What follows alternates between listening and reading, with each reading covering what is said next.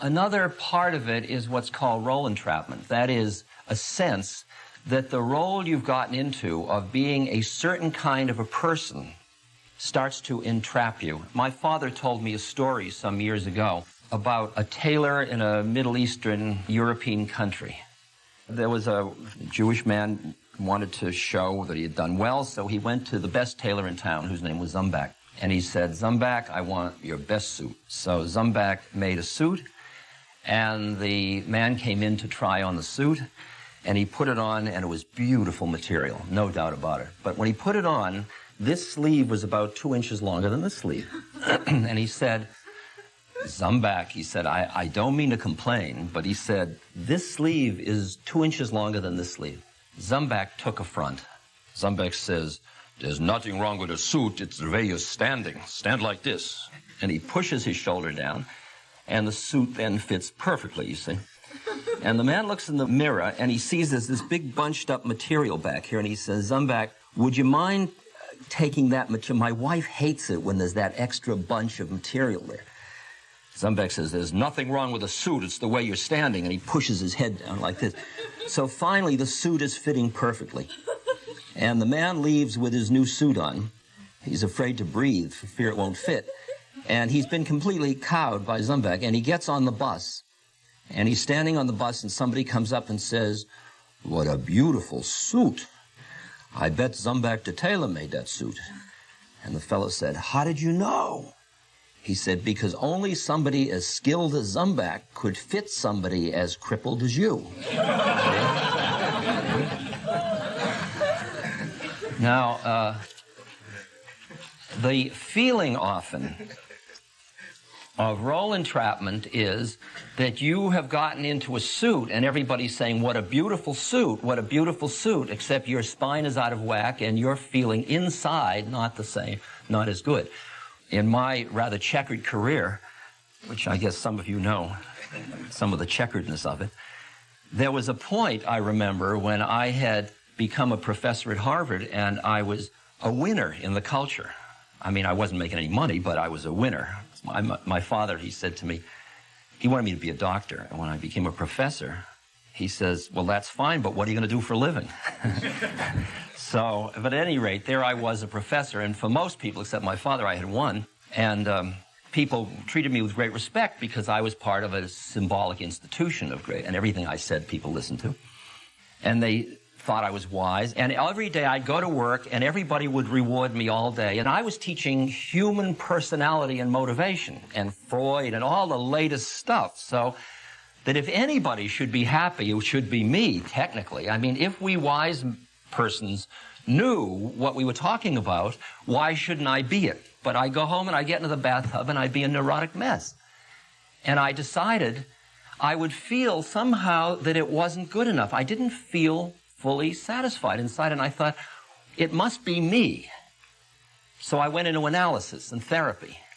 And what I met was a therapist who was wearing another form of Zumbak's suit. And he said, I'll tell you what, I'll teach you how to wear my suit so you don't have to wear your suit, which I learned. And then I became a Freudian therapist, and I had this suit on, and then I got a new role model and a new identity, and when people walked down the street, I didn't see people, I saw psychosexual stages. I saw early anal retentives and late phallics and stuff like that. And I got caught in a new set of roles. And it took me until a rather wild Irishman by the name of Tim Leary came along and introduced me to ways of changing my own consciousness, that I began to understand that the feeling of malaise that I was feeling in myself, which because everybody around me kept smiling and saying, you won, I assumed was my sickness, was maybe not my sickness, but was a cue to me, a clue to me, that there was another kind of growth lying in store for me. And that maybe that feeling wasn't something to be treated as pathology, but rather something to be treated as something worth exploring. And that did guide the rest of my life. Some of the side effects of success, interestingly enough, one of them is boredom. You've learned a skill that you know how to do very well, and you keep repeating it. It's just like making pizza. I mean, you can be a big deal maker, but it's still the same thing after a while. You know just the ingredients to put the game together, and it worked. And you keep playing the same one over and over again, and you've got a strategy, and it works. And you start to get bored by the finiteness of the game and the finiteness of your role. And the problem is it's working, and it's giving you all the fringe effects, but the thing itself you do every day starts to bore you. And the way people respond to boredom, it's interesting how aversive people experience boredom to be, especially people who have become successful because they are doers. We have a funny distinction between doers and beers. Beers just sit and be.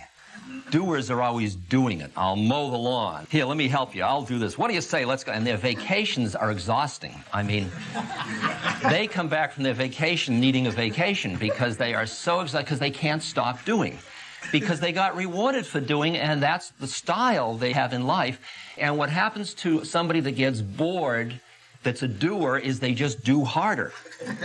And they do more, and they keep doing more until if you watch them, it is exhausting to watch a doer being bored. Because they are so busy avoiding the boredom.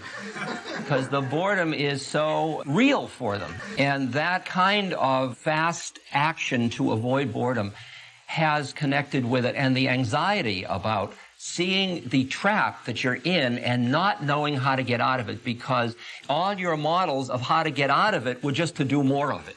Can you hear that issue? If I do something and do more, I will get out of it, and that's the one you learned, and then it doesn't feel great, but I'll do more of it in order to feel better out of that one. But after a while, the more you do, the worse you feel, because you're beginning to see the handwriting on the wall that it's not going to do it for you. These are the cues I'm talking to you about that can force growth prior to a trauma, prior to a total breakdown of the system. I think it was Jesus who said, "What profiteth a man if he gain the world and lose his soul?" We're talking a little bit about that, the idea of more is better and accruing more stuff, so that your life becomes stuffier and stuffier, and you've got garages full of stuff. You want to see my stuff? Come see my. I've got 2 houses full of stuff. I mean, it's just stuff and stuff and stuff, and it keeps collecting. Because when you feel that bad feeling of boredom or finiteness, then you are absolutely a mark for the advertising industry, which says to you, if you buy this car that's going to give you this certain driving experience, you won't feel that feeling. And they know exactly, they meaning us, I mean, we are the advertising industry too, know exactly what feeling that is you're playing with in advertising. The feeling of I'm not potent enough, the feeling I'm not beautiful enough, the feeling I'm not successful enough, the feeling I'm not happy enough, I'm not free enough, I'm not stimulated enough. The whole idea of more and different is going to be better. It's the idea that something external to yourself is finally going to give you what you want, and that is a basic fallacy. Now, there's just one more that I think that will be familiar to some of you, of these sort of little clues, and that is your relation to time. I think that a number of you, I suspect, see time as your enemy. You see yourself as caught in time, and there's never enough time. I'd love to do it, but I don't have time. Can't be with you for your birthday, I don't have time.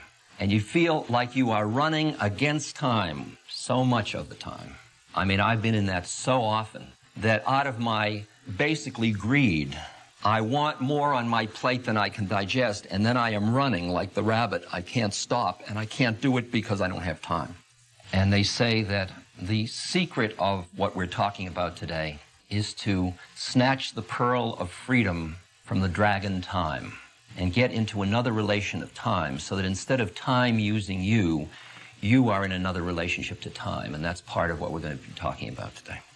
Now, finally, a lot of the things that force this lockstep and the trap of this single-minded model of success and the why you get caught in more is that there is a tremendous reinforcement in who you hang out with. I'm not talking you personally now, and I'm talking about collective, that quality of the business community tends to, unless it makes an intentional effort, hang out with people that share your values. So you hang out with people who are in the same kind of lockstep and reinforcing for each other that this is the way it's done. Like my friend in New York who has got 3 deals going at once, and his net worth is, say, 75 or 100 million, but his friend has a net worth of 1.2 billion, and he's living in relation to that guy. And that guy's saying, make bigger deals, work faster, work harder. You're already 61, you're losing it. That's his guru, that's his spiritual mentor, if you will. So that who you hang around with, who you're spending time with, are not usually people who are free of time, for example. So everybody says, I'd love to have lunch with you. And they all even talk fast. Because you don't have time to talk slow, And the way you eat fast because you've got to do it faster. And there's just that quality of collecting, and moving it faster and faster in order to cram more into time. That's, again, more is better.